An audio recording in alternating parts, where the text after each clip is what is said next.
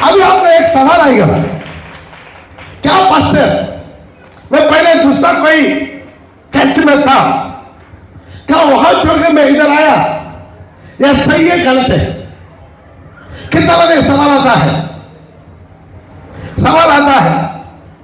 तो ध्यान दीजिए, किसी भी हालत में अपना चर्च नहीं छोड़ना, केवल उपदेश के अलावा। हालेलुया। आप सोचिए, ध्यान रखिएगा, यदि कोई भी चर्च में किसी से झगड़ा करके, मनमुटा करके, या विश्वासी के बीच में झगड़ा, कैसे कंडल झगड़ा, कैसे लीडर से झगड़ा, पास्टर से झगड़ा, या और कोई से झगड़ा करके कोई भी किसी भी हालत में अपना चर्च नहीं छोड़ना।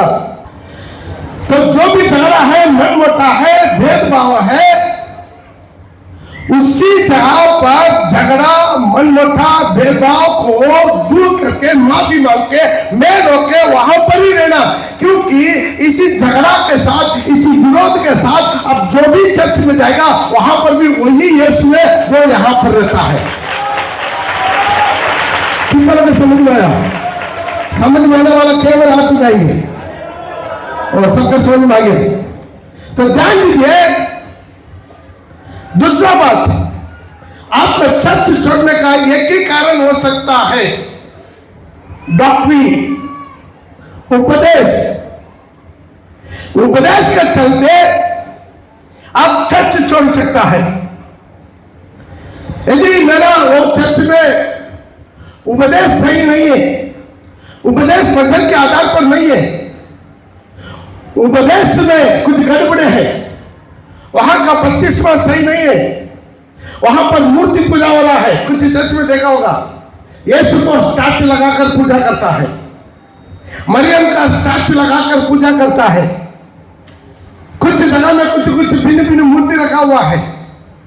मूर्ति पूजा आराम है, पाप है, गिरनी थे, या यीशु को भी मूर्ति रखेगा, गिरनी थे। कुछ चर्च में देखा होगा, पुलपिट में क्या रहता, क्रॉस रहता है। एक क्रॉस रहेगा, वो क्या है? वो भी मूर्ति पूजा है। क्रॉस भी क्या है? मूर्ति है। कुछ लोग उसी को लेकर ऐसा करता है। आपने देखा नहीं देखा?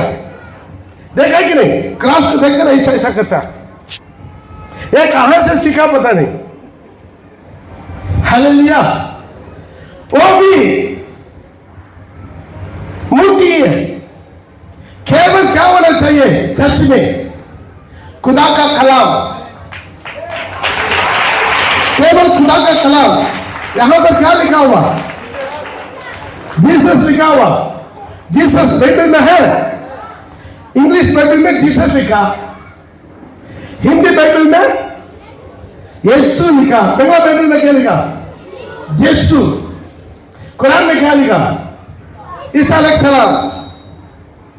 एक खुदा का कलाम रहना है, कोई मूर्ति नहीं रहना है। मतलब तब आप उसी चर्च को छोड़ सकता है जहां पर डॉक्ट्रिन गलत है, उपदेश गलत है, बपतिस्मा गलत है, प्रभु भोजन गलत है। सिर्फ एक ही चीज, उपदेश। एक चर्च छोड़ने का, एक कलीसिया को छोड़ने का केवल एक ही आपके पास कारण होना चाहिए, ये चर्च में उपदेश सही नहीं है। वो भी आप चुपचाप नहीं जा सकता। क्या करना? कम से कम एक बार पास्टर साहब से बात करना, अपना बाइबल को अपना साथ लेकर आके, पास्टर जी आपका चर्च में उपदेश बाइबल के अनुसार नहीं है। एक बार आप समझा के उसके बाद आप अपना दूर चढ़ के चले जाओ, नो प्रॉब्लम।